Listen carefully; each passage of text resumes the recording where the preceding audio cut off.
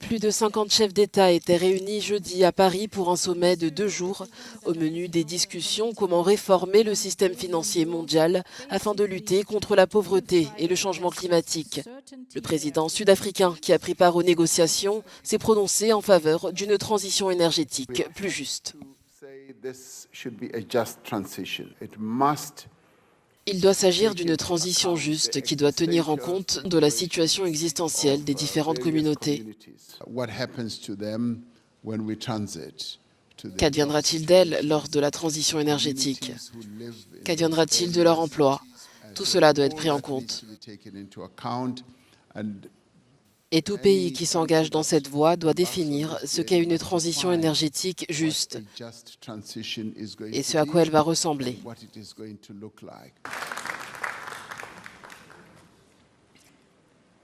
Face à des dirigeants mondiaux, l'activiste ougandaise Vanessa Nakate a fait taire la salle avant de présenter à son audience la réalité pour laquelle elle se bat.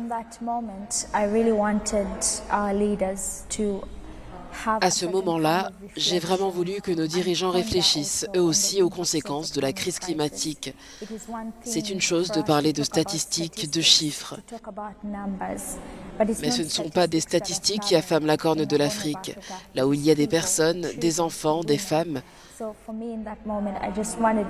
Je voulais qu'ils comprennent l'urgence de la crise. Nous avons eu des promesses, des engagements, mais beaucoup d'entre eux n'ont jamais été tenus.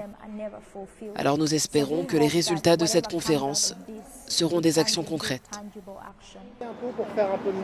Le sommet de Paris intervient au moment où les pays en développement ainsi que les défenseurs de l'environnement exhortent les grands pollueurs à respecter leurs engagements climatiques.